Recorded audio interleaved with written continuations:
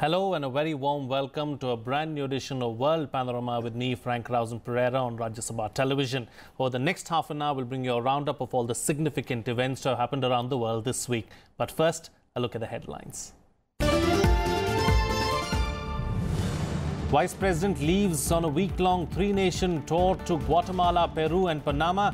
Five-member delegation accompanying him on a visit aimed at enhancing level of political engagement with the Latin American nations.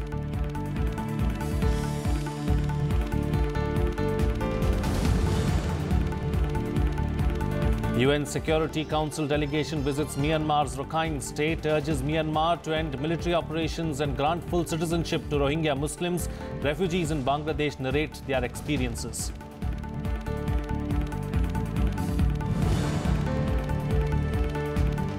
White House warns Beijing on growing militarization in South China Sea. Media reports suggest China has installed missile systems in the Spratly Islands for the first time. China says deployment targets no one.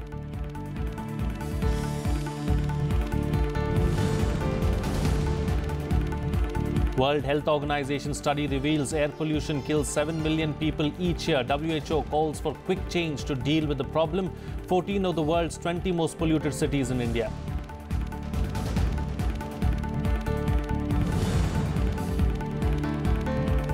Afghan media safety in the spotlight after spate of attacks. Twin suicide blasts in Kabul killed at least 25, including 9 journalists. Islamic State claims responsibility for the attacks.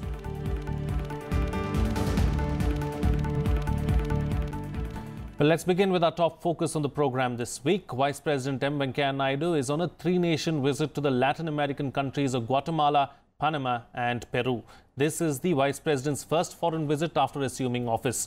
During the week-long tour, the Vice President will have over 25 engagements. These include meetings and discussions with presidents, vice presidents and presiding officers of these three countries, delegation-level talks addressing local Indian communities and students of academic institutions, besides visiting historical sites and places.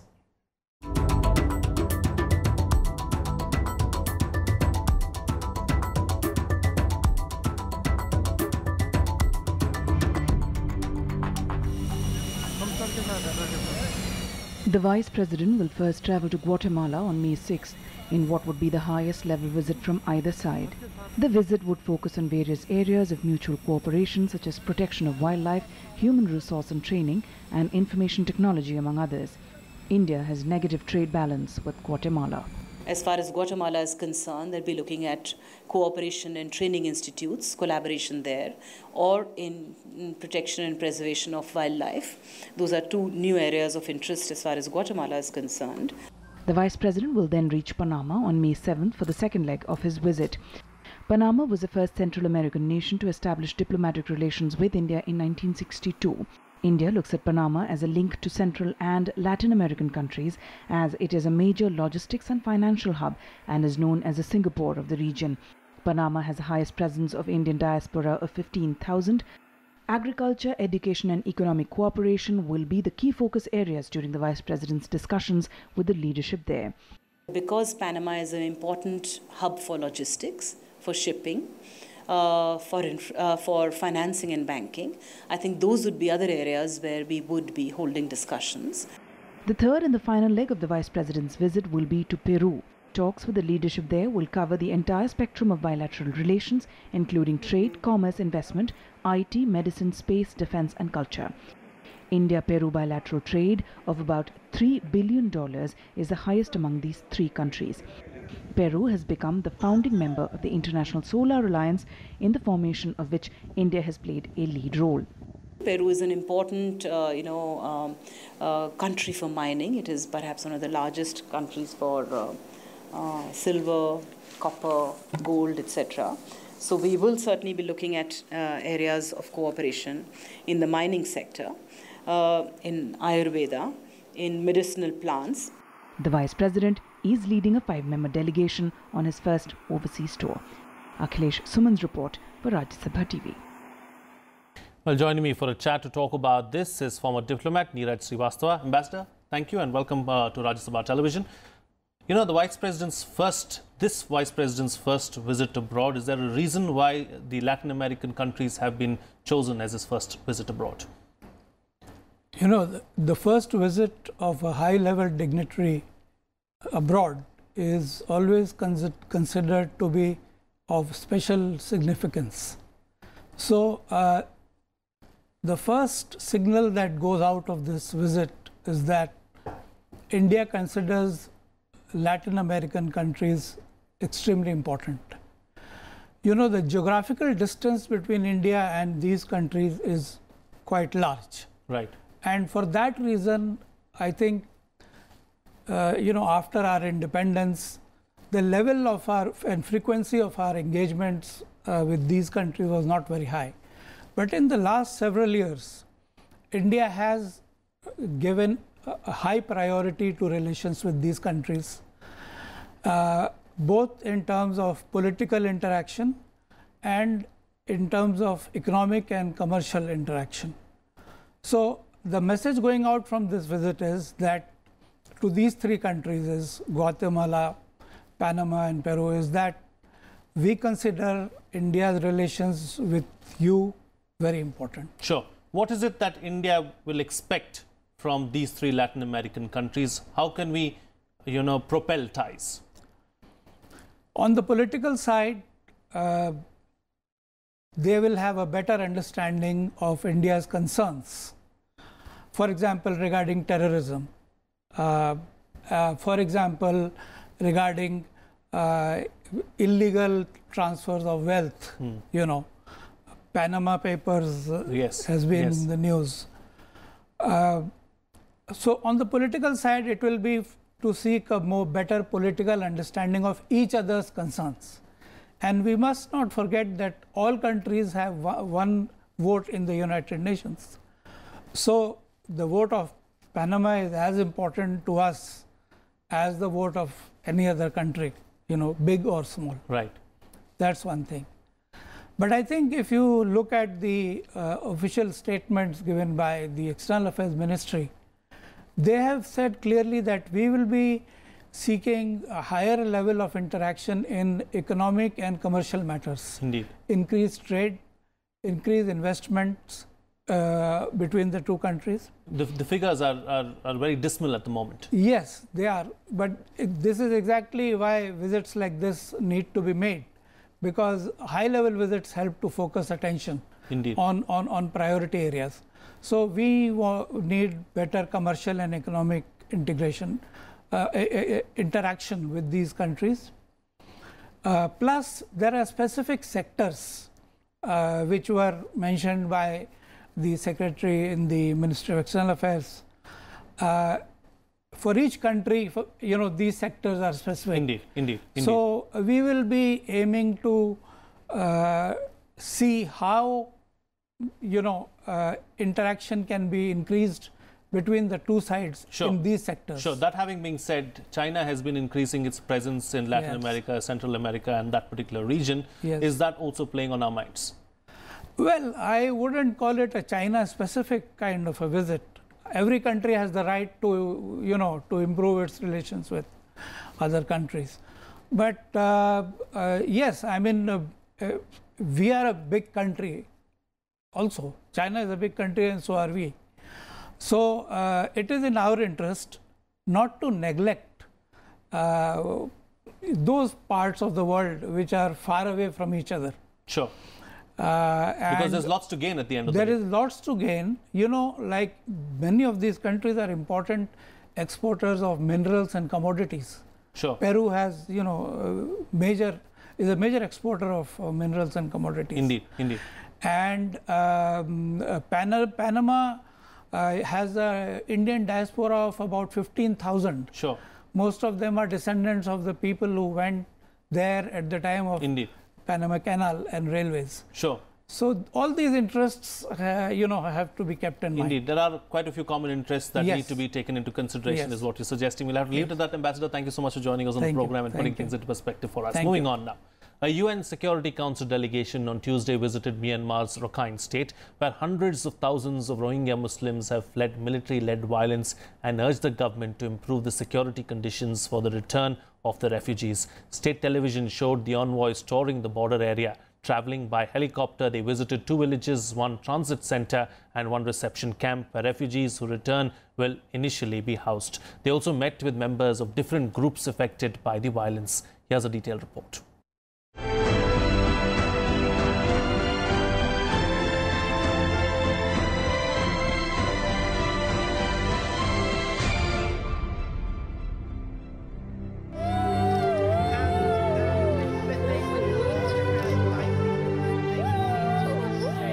United Nations envoys travelled by Myanmar military helicopters to northern Rakhine on Tuesday, flying over burned and bulldozed villages where the military conducted a widely criticised crackdown. In northern Rakhine, the council envoys were shown a reception centre that Myanmar had built for repatriating Rohingya, aiming to accept a total of 150 people a day, and a transit camp that could house 30,000 returnees. British UN Ambassador Karen Pierce said that the efforts of the Burmese government in the repatriation process had been on a small scale and everything needed scaling up. Well, I think everybody has been struck by what we've seen. They've been very moved at Cox's Bazar, as you know.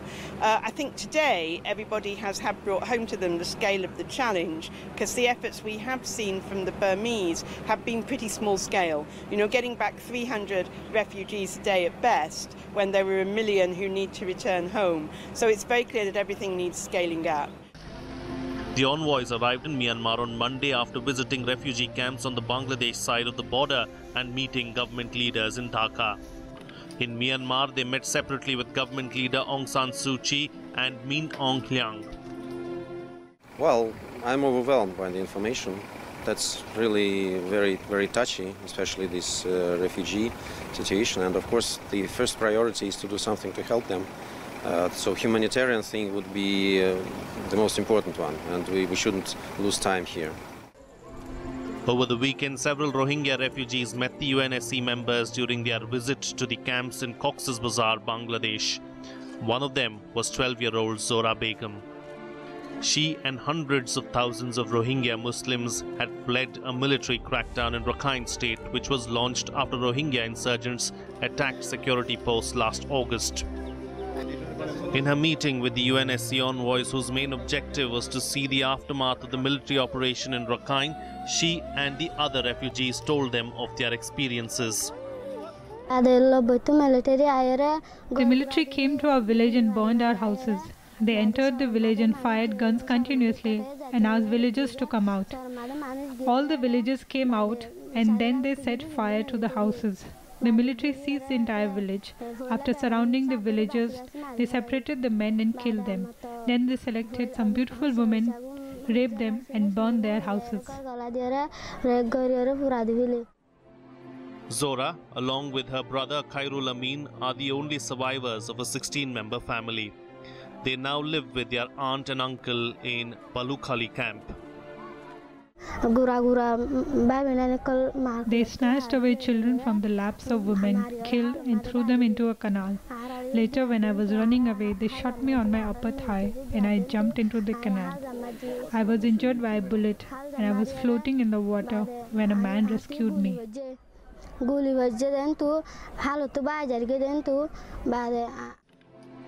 Meanwhile, Myanmar's de facto leader Aung San Suu Kyi pledged investigations if credible evidence was provided, and military chief Min Aung Hlaing vowed harsh action over sexual violence during separate meetings with the envoys in the country's capital Naypyidaw on Monday. But Suu Kyi's civilian government has little control over the Myanmar military. Bureau Report, Rajya Sabha Television. On another news now, US President Donald Trump said on Friday that the date and location were set for a meeting with North Korea's leader Kim Jong-un and that the details would be announced soon.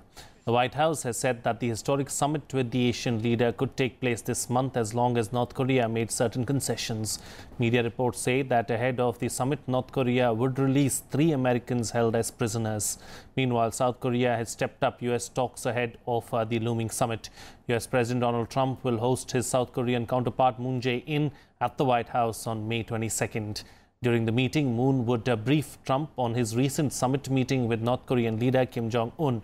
Meanwhile, North Korea has changed time zone to match the South after last week's Inter-Korean summit. At 1500 hours GMT on Friday, the country's clocks moved forward 30 minutes to midnight. The official KCNA news agency said that the reset is the first practical step to speed up Korean unification.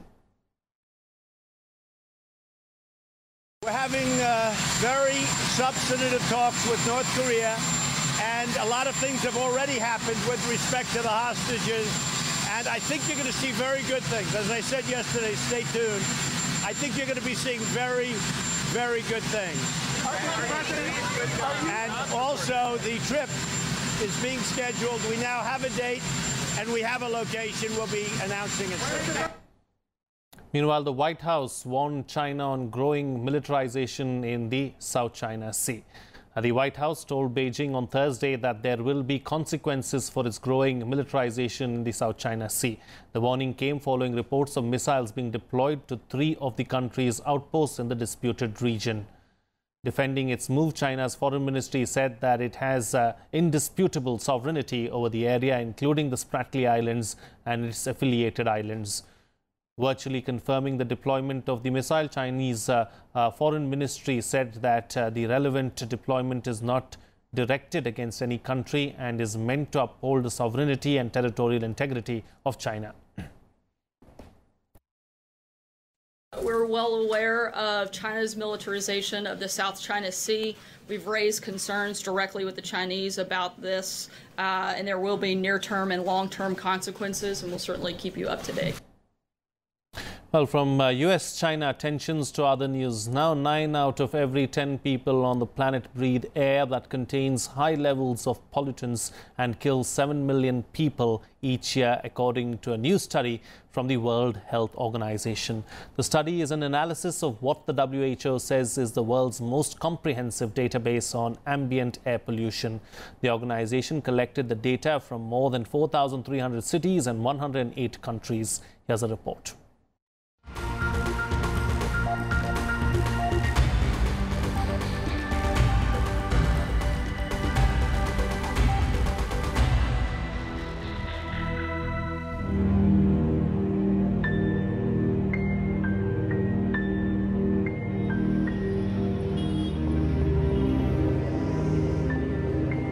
The World Health Organization said on Tuesday that air pollution still kills 7 million people each year, almost all of them in poor countries in Asia and Africa, and that 9 out of 10 people on the planet breathe in polluted air, following the release of its latest data on the air pollution worldwide. This is fundamental and unacceptable, having every year 7 million deaths caused by exposure to air pollution means as well that 9 every 10 persons around the world are breathing an air that is not respecting the recommended guidelines of WHO for air quality. So it's going beyond the recommended standards. That's really very dramatic. According to the health institution, about a quarter of deaths from heart diseases, stroke and lung cancer can be attributed to air pollution. These numbers have remained unchanged in the past years, with globally outdoor air pollution remaining high and largely unchanged, while indoor air pollution has got worse as people in many poorer countries continue to cook with solid fuel or kerosene instead of cleaner fuels such as gas and electricity. Women and children are the most at risk. We have in our estimates of 7 million deaths caused by exposure to air pollution, we know that 4.2 million are due to exposure to outdoor air pollution, what we call ambient air pollution. So it's related to what we do at the urban level. While 3.8 million deaths are associated to the fact that many people around the world is still relying on very polluting fuels for cooking or heating or lighting in their houses at the household level. WHO's global assessment is based on satellite data and modeling overlaid on the database of more than 4,300 cities, an almost 50% increase compared to WHO's last report in 2016, and is self-selecting because it is based on voluntary reporting with numbers that have been hugely revised since the previous report. 3 billion people around the world, so almost 50% of the global population is still cooking and heating and lighting their house with solid fuels, wood, whatever they have available, which is not very clean fuels, and this is having a very negative impact on their health. And this is something that we need to solve. We need to increase access to clean fuels, clean energy for this very important proportion of our population. The WHO's database of more than 4,300 cities showed Indian cities such as New Delhi, Varanasi and Patna were among the most polluted based on the amount of particulate matter under 2.5 micrograms found in every cubic meter of air. Delhi was the world's 6th most polluted city according to the WHO. It's a national problem, and that's the reason why we are looking with a lot of interest and great urgency at the National Clean Air Action Plan, which the Ministry of Environment and Forest is developing right now. And we are hoping that this will give us the right framework, the right national framework to ensure that all cities of India, they develop their Clean Air Action Plan and implement that in a time-bound manner to meet the clean air standards. This should be shameful for us, and it should open our eyes now, and we should, instead of using vehicles, we can bicycle, we can walk. Even I as a student, I come by walking, and I guess that doesn't harm me. The World Health Organization plans to organize in October the first conference on air pollution and health to speed up change at a global level. Bureau Report, Rajya Sabha TV. Well, moving on now, at least 25 people, including 9 journalists, were confirmed dead and 49 others injured in twin suicide bombings that rocked Kabul, the capital of Afghanistan, on Monday morning. It was the deadliest attack against civilians in Kabul since the beginning of the Afghan New Year on March 21st. It was the second attack on journalists in Afghanistan over a period of a week. Militants gunned down a local journalist in southern Kandahar province earlier in April.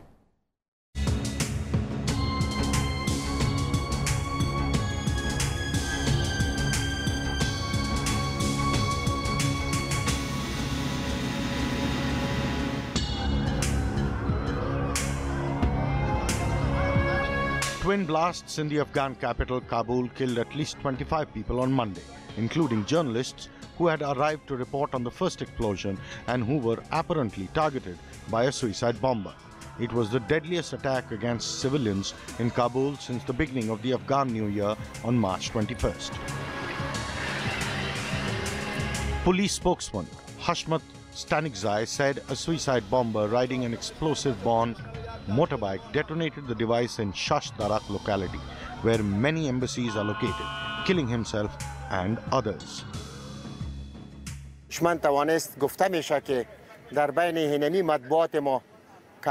enemy, posing as a cameraman, detonated his explosives among a group of journalists in the area. As a result of the explosion, a number of our journalists and other people who were passers-by and nearby residents who were gathered at the scene were martyred and wounded.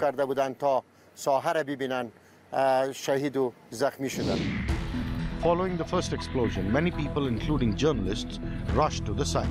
That's when a second terrorist, disguised as a journalist, set off his explosive-borne camera, killing himself and over a dozen others.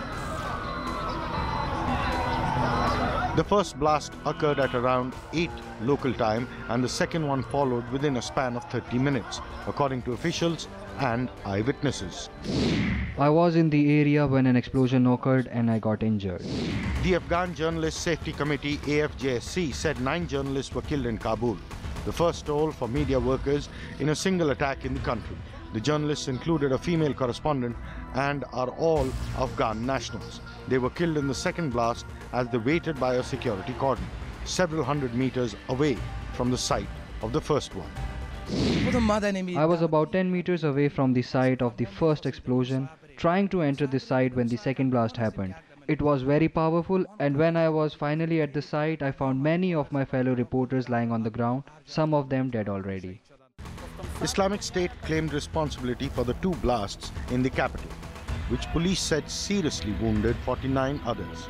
The attacks came a week after 60 people were killed as they waited at a voter registration center in the west of Kabul, underlining insecurity in the capital despite repeated official pledges to tighten defenses. Bureau Report, Raj Sabha TV.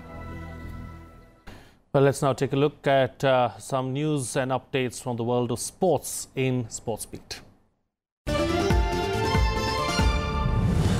Brighton secured a 1-0 win over Manchester United to ensure another season in the top flight. Pascal Gross scored the only goal of the game through a header which was cleared by Marcos Rojo, but from just behind the line, and the goal line technology awarded the goal in the 57th minute, which helped Brighton seal the victory.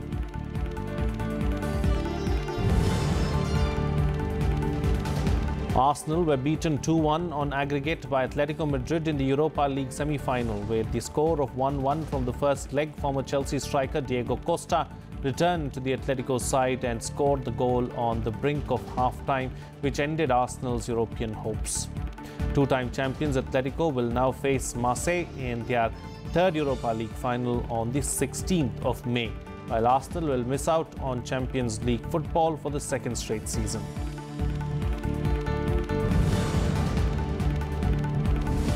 Barcelona were crowned La Liga champions for the 25th time after beating Deportivo La Coruña 4-2 with the help of a hat-trick from Lionel Messi.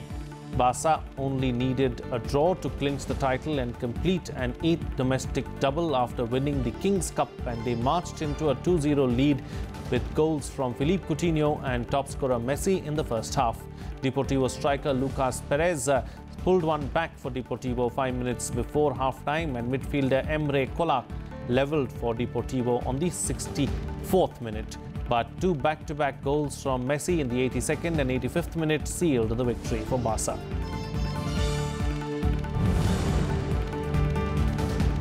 The International Olympic Committee President Thomas Bach said World Boxing Body IBA is slow in implementing necessary reforms and needs to act now or risk being banned from the Tokyo 2020 Games. The IOC earlier warned IBA in February to sort out its finances, the sports governance and anti-doping issues, but Bach said the progress report presented was insufficient. Bach also said that the boxing will urgently need to review the way judges are appointed for matches. And finally, auction house CHRISTIE'S previewed its big spring sales of paintings and sculptures in New York on Thursday, showing it to the public before the works go under the hammer later this month. More than 750 works by renowned artists from the 20th century are up for sale, with an estimated total worth of $850 million. Top lots include a portrait by Pablo Picasso titled La Marine and a vibrant composition by Russian painter Kazimir Malevich. The 20th Century Week at CHRISTIE'S will kick off on May 15th with the Impressionist and Modern Art Evening Sale. I'm going to leave you with these visuals. Until next time, this is Frank Rausan Pereira signing off.